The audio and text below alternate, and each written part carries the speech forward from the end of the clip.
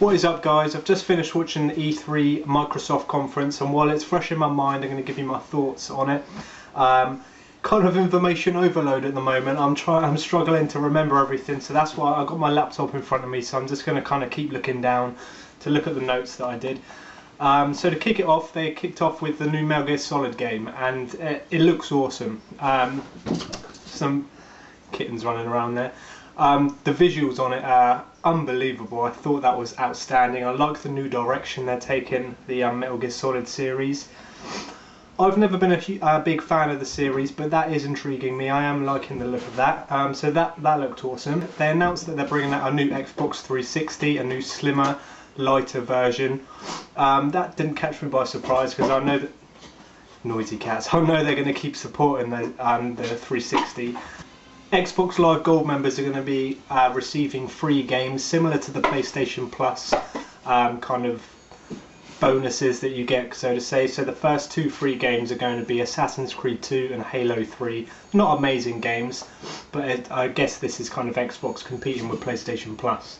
They showed a quick promo for a World of Tanks. It looked alright, not my style game, but I can imagine it being quite successful as a downloadable title, and it is going to be free for Xbox Gold users.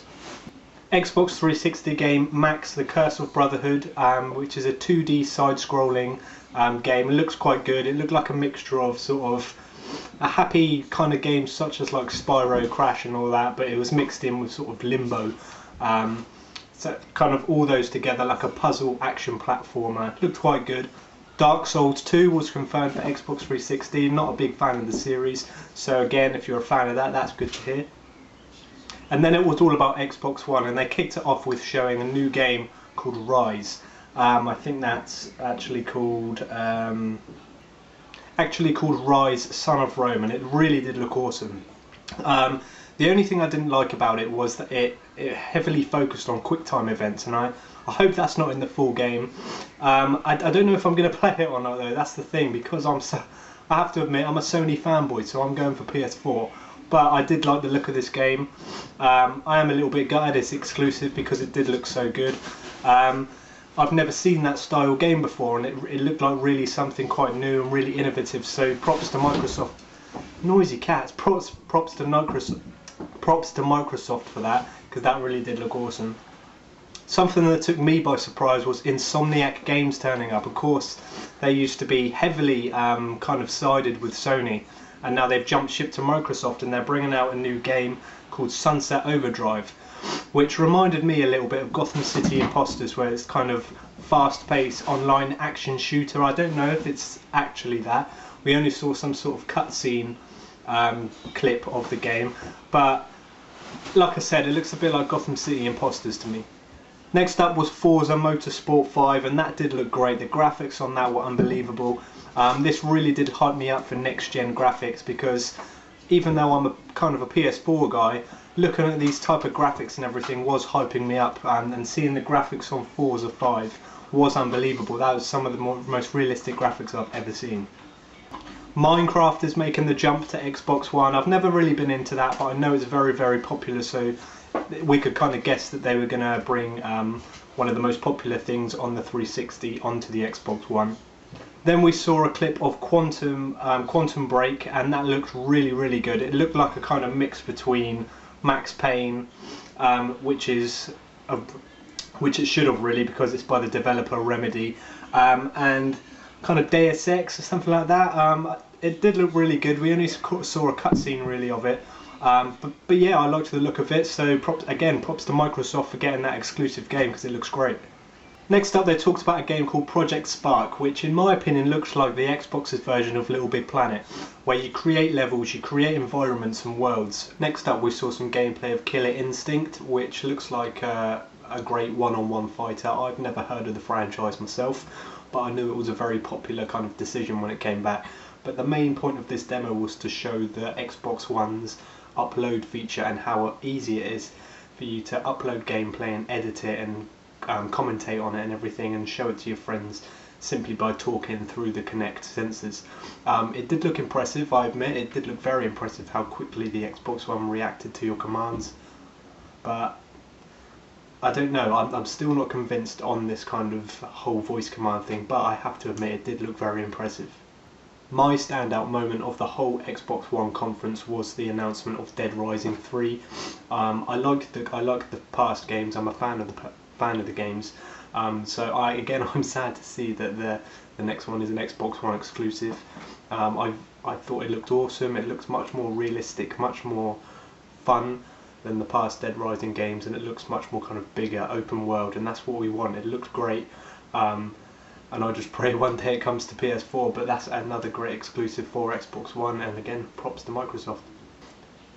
Next up was The Witcher 3. Now, I've never played any of the past Witcher games, but I knew this was, again, a big series, a big decision to have this on the Xbox One, and it looked great. I loved the whole look of the graphics. I liked the whole kind of look and feel of the game. If you're a fan of kind of games like Skyrim, sort of Dragon Age Origins, that sort of stuff, that you would like this sort of game, but to me, I'm not too into those sort of games, but I have to admit it did look great. There was a Battlefield 4 demo. Again, that looked really good. There was no denying that it looked very impressive. The visuals were outstanding. It was running at 60 frames per second. It looked very, very impressive. I really liked the kind of fast action gameplay. It just didn't stop. You were endlessly keep running in this mission. It was really kind of Hollywood. Big explosions going off everywhere. It did look very impressive. Like I said, the gameplay looked great, and that's what we expect from next-gen shooters. A couple of indie games were announced. One of the standout ones was What Lies Below, which looks like a kind of top-down view side-scroller type game. Looks very puzzly. It looks great. I'm all for these indie games, and like Microsoft said, they've been a great kind of advocate of indie developers, and it looks like that's going to continue with the Xbox One. Finally, we did get one of the massive main events, and that was of course Halo 5, a very, very cool trailer. I've never played any of the Halo games, I have to admit, but I do respect Halo, of how popular it is, and I know that it looks like a great game, and I know that I would enjoy it. And there was no denying this trailer was epic. It was a great trailer, kind of the way they revealed Master Chief when he was walking through the robes in the desert, and how they revealed him was very epic. And again, that's going to do wonders. Like I said, these are the things that Xbox need, these massive games, and that was an awesome trailer to build up the hype for the new Halo game, so that did look very awesome. It was announced that it's going to be released, the whole console is going to be released in November for $499, and in the UK here that's £429. I believe that's far too expensive, because you have to learn from Sony what they released the PS3 at. That came out at $420, and it didn't sell. People weren't buying it, and they were forced into a price drop. So I don't know if that's a great decision or not.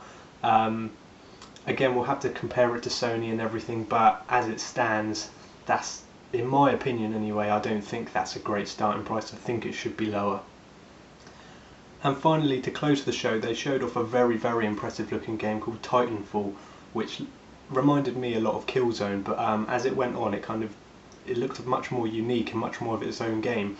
Sort of an online shooter, I think, where it's kind of set like a futuristic shooter, but then you kind of build up these titans, and you control these titans online. So you're playing first person shooter traditional style, and then build up your kills and everything, and you get sent sort of this titan that you can play as, and you turn into this big sort of transformer style beast, and it did look very awesome.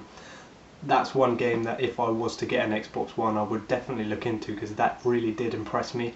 I liked the look of it, and again, have to say it again, props to Microsoft. That's a great exclusive to have. But that's it, and I have to say, Microsoft, you did well. I'm very happy with that. Everyone said they need games, you need to deliver us games, and that's what they did. Non-stop, game after game after game. It wasn't Kinect, it wasn't casual games. These were hardcore games that people have been crying out for, and well done. Props to Microsoft. I have to give it to you. Great conference. Let's see what the rest have got to offer, so bring on the rest of E3. Thanks for watching.